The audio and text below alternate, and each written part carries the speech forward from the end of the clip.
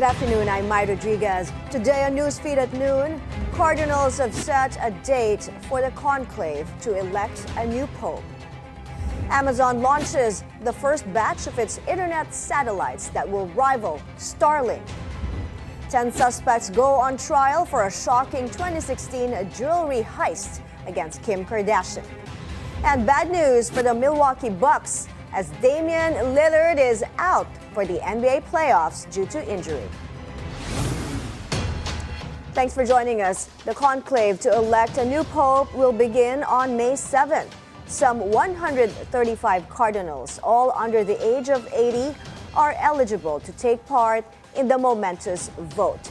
The earliest the conclave could have begun was May 6th. For a Vatican expert, starting it a day later means the cardinals needed more time to get to know each other, since many of them have never even met. That's quite significant because they are acknowledging that they need more time. After the conclave starts, only those cardinals from around the world who are under the age of 80 will be able to enter the Sistine Chapel, and they will be locked in there, so to speak. They will be voting twice a day. After that, the conclave will go on until they have elected a pope. If they have, white smoke will emerge from the chimney above the Sistine Chapel. The 16th century Sistine Chapel has been closed to tourists to allow for preparations. The previous two conclaves, held in 2005 and 2013, lasted just 2 days. Meanwhile, the Vatican Post Office issues a special edition stamp to mark sede vacante. That's the period when there is no pope in office. The stamp features an empty chair and will be available until a new pope is chosen in the conclave. Pope Francis died on April 21st. He was 88. His funeral Saturday attracted crowds of more than 400,000. The cause of the massive power outage that brought most of Spain and Portugal to a standstill still unclear. Portugal says the power issue may have come from Spain, but Spain is pointing to a breakup in its connection to France. Electricity has begun to return after the blackouts that grounded planes, halted public transport, closed shops, and disrupted hospital operations. Spain's Interior Ministry declared a national emergency, deploying 30,000 police across the country to keep order. Portugal's Prime Minister Luis Montenegro says there is no indication there was a cyber attack. Amazon of billionaire Jeff Bezos giving the world's richest man, Elon Musk's SpaceX, a run for its money. Amazon has finally launched the first 27 satellites for its Kuiper broadband internet constellation, a space network that will rival SpaceX's Starlink. Amazon plans to send more than 3,000 satellites for its $10 billion project unveiled back in 2019. The mission was delayed for more than a year, with Amazon initially planning to deploy the first batch of satellites in 2024. Here at home, a former president of the Malacanang Press Corps questions the palace's new guidelines in media accreditation. On Billionaire News Channel's On Point, Joyce Pañares says some of the requirements are concerning. She adds a dialogue should have been done first before releasing the new guidelines. Delikado palagi for us para may concern tayo lagi when we surrender that kind of decision making to government or to any regulatory body that would say na this one is false reporting, this is not. Paano kung halimbawa critical lang yung reporting and then it was classified as false reporting, di ba? Tingin ko importante yon na hindi discriminatory yung policies. Unang-una, newsrooms ang nagde-decide sino ang ide-deploy na journalist. And hindi Malacanang ang dapat nagsasabi na dapat ganito or dapat even that qualification ng 5 years na governance beat. Paano kung inassign ko yung reporter ko na galing BSP? Will they reject it just because galing siyang BSP? Or paano kung kakapasok lang ng reporter pero meron siyang potential? Magaling siya at pwede siyang may assign sa Malacanang press corps. I mean, maraming reporters ngayon sa Malacanang press corps who are relatively young, no? Not necessarily. And what do you even mean by seasoned? How do they define that? The Presidential Communications Office has put the guidelines on hold following a dialogue with the MPC.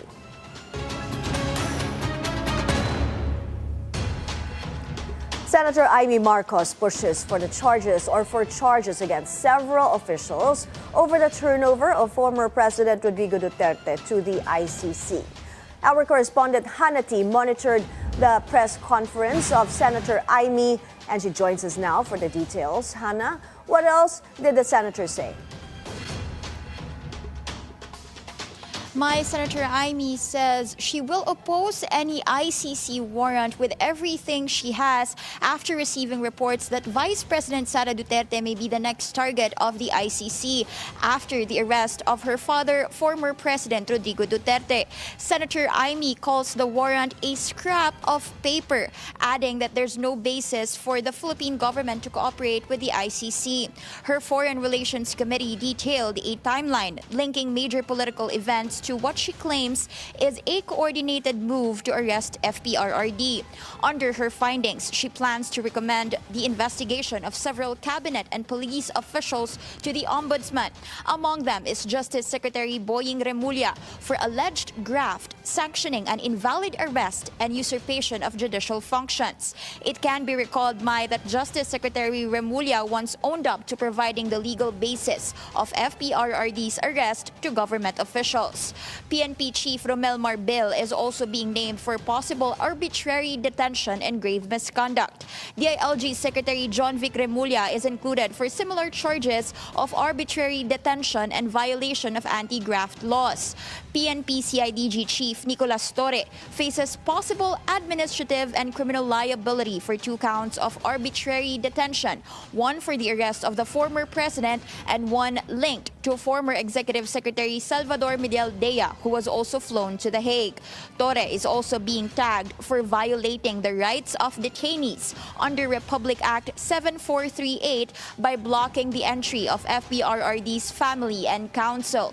Lastly, Ambassador Marcos Lacanilao, who was previously detained at the Senate, is named for possible violations of the revised penal code on usurpation of authority, perjury, and conduct prejudicial to public interest. But Senator Amy clarifies there's still no specific date, Mai, on when these recommendations will be formally submitted to the Ombudsman. Mai?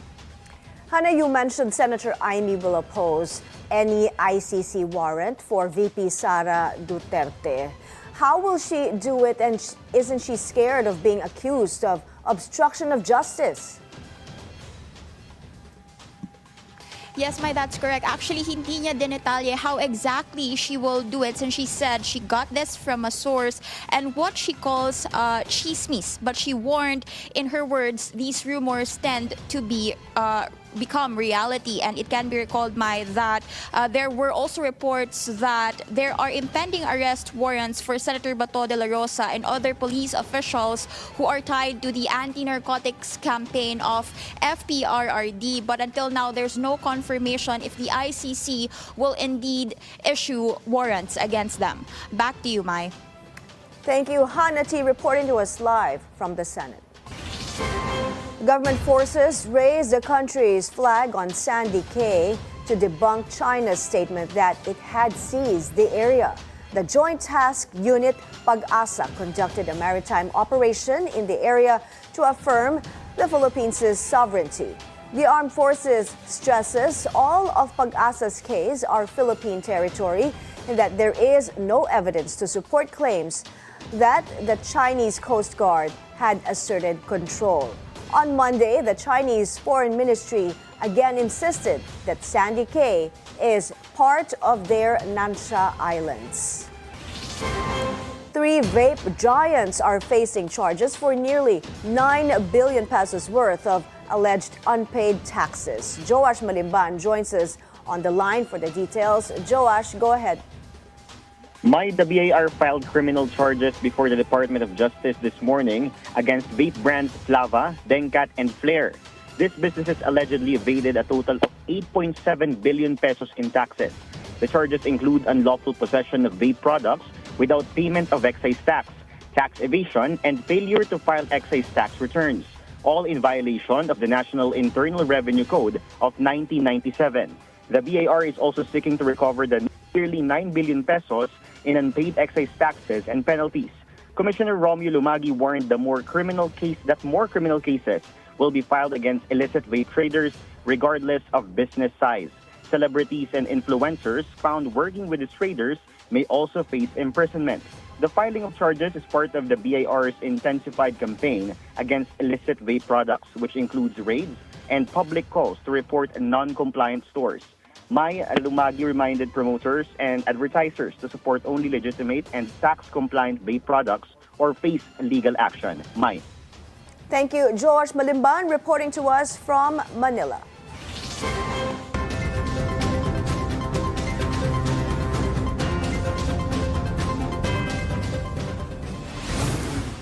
Local races heat up 13 days before the midterm polls. In the nation's capital, caucuses were held last night in a key district. Paulo Barcelon reports on the Manila mayoralty race. Former Manila Mayor Isko Moreno Domagoso went to 2 caucuses last night in vote-rich districts in the capital. In his caucus in Manila's Sampaloc district, where key universities are located, Moreno criticized the administration of his former governance partner, incumbent Mayor Hani Lacuna. Moreno claims key projects such as the Magsaysay High School were stalled during Lacuna's term. Noong ako ay umalis, 5th floor na. 3 years na akong wala, 5th floor pa rin. Huwag niyo po akong iboto pag mali po ako. Kung mali ang ginawa ko, edi mali din sila.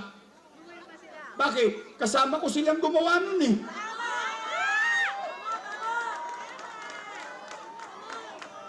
Sino ba ang vice mayor ko nun?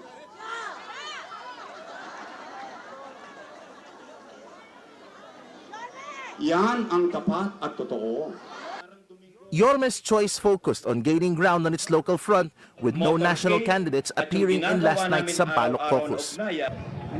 Not too far from Domagoso was the caucus of mayoral candidate Sam Verzosa, who calls himself a son of Sampaloc, had a smooth sailing caucus and gathering with local residents, a far cry from when he went to Moreno's bailiwick of Moriones, Tondo over the weekend. Nung isang araw, nag-event ako sa Moriones sa sobrang desperado ng kalaban natin. Sasamahan nyo ha. Gusto nilang baklasin yung stage natin. Nung hindi namin hinayaan mabaklas, pinaguhuli ho yung mga sasakyan namin, tinikita na City Hall. Finally, nung tinuloy namin yung programa, habang nagsasalita ako, pinutol yung main cord namin sa DJ's booth, di namin napansin. The local government has yet to comment on the matter. Meantime, Lacuna went on the campaign trail in Manila's 5th district. She also went back to mayoral duties, helping distribute land titles at City Hall. Lacuna's camp touted they are closing the gap with Moreno in terms of voter preference, as cited by Tangjeres' April 25 to 26 survey, showing her having a 40% share compared to Moreno's 48%. Asenso Manileño chairperson and Manila 2nd District Representative Roland Valeriano says this is proof that they can fight off against any threats to Lacuna's incumbency. Paulo Barcelon, Billionario News Channel. We're taking a break. Up ahead, U.S. President Donald Trump takes a jab at Taylor Swift as he welcomes Super Bowl champs, the Philadelphia Eagles, to the White House. That and more when Newsfeed at noon returns.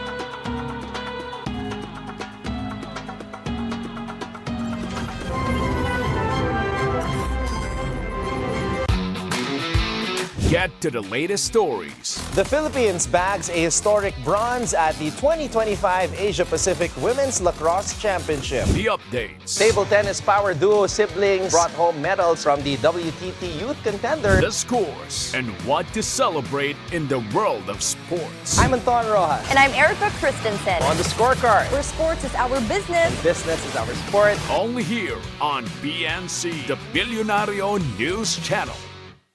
Your newest source of news and information follows you everywhere, every day. Wow, something to watch. Not just surprise. On cable and free TV. Good morning, everyone! Online.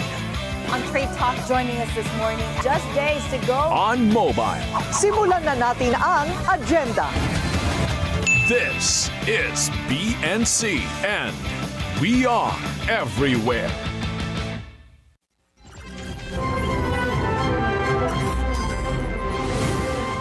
You're back in Newsfeed at noon. 9 years after a shocking jewelry heist involving beauty mogul and reality TV star Kim Kardashian, the trial over the incident finally begins in Paris. A group of pensioners dubbed the Grandpa Gang were among 10 suspects who appeared in court Monday. One of them has admitted to taking part in the robbery, saying he had struggled to make ends meet. Eileen. The expectation is just to be a fair trial for Mr. Zabas to be able to explain himself, to express himself, to feel, to speak his truth, and to express his regrets about this case. This is very important for him. Kardashian was in her apartment during Paris Fashion Week in 2016 when robbers broke in, tied her up, and even held her at gunpoint. Millions of dollars worth of jewelry were stolen. Kardashian herself will travel to Paris in May for the trial. An update now on the sex trafficking case against rapper Sean Diddy Combs. Hundreds of New York residents have been summoned for jury duty and will fill out questionnaires about what they know about the case. This is the first step towards seating a panel of 12 jurors and 6 alternates that will determine Combs' fate. His defense lawyers stress the need for jurors to be impartial amid intense media coverage on the case. The biggest fear is what we call a stealth juror. It's a juror who puts very little on their questionnaire, who doesn't seem to have any issues, and they're lying in wait to assert their agenda in the deliberation room. As the defense side, you're really wanting to get jurors that have not heard anything about this case or know very, very little about it, so that they come in with a truly blank slate and that hasn't had any type of bias, even unconscious bias from what they've heard in the media. Shifting to sports now, bad news for the Milwaukee Bucks in the NBA playoffs. Damian Lillard is done for the postseason. The Bucks confirmed Lillard suffered a torn left Achilles tendon Monday. The 9-time All-Star sustained the injury in Game 4 of their playoff series against the Indiana Pacers. The Bucks now face a 3-1 series deficit without Dame time. Game 5 between Milwaukee and Indiana is set for Wednesday, April 30, 6 a.m. Philippine time.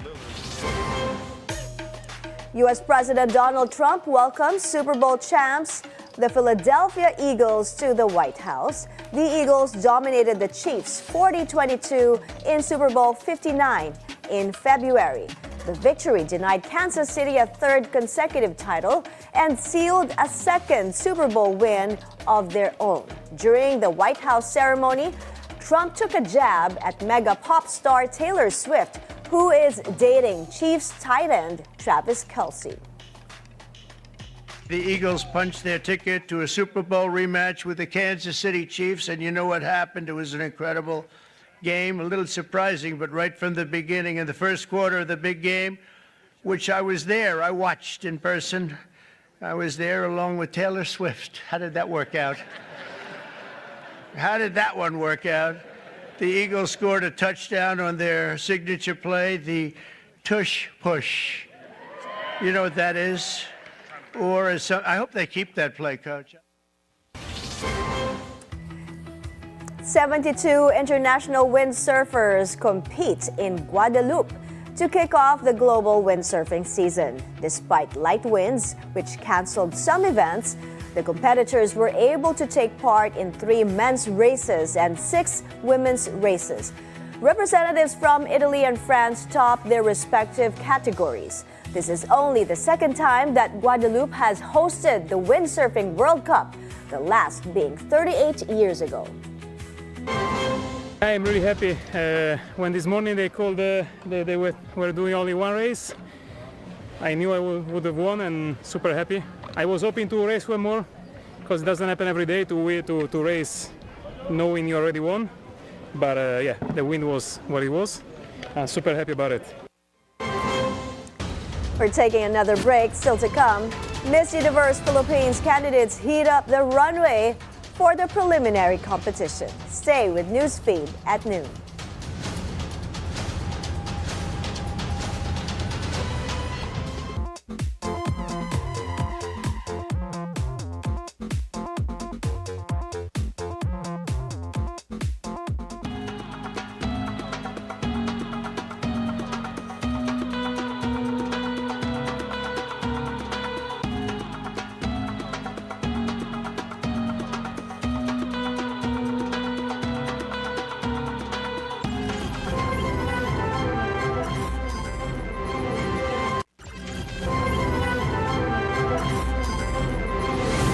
The race to become the next Miss Universe Philippines heats up.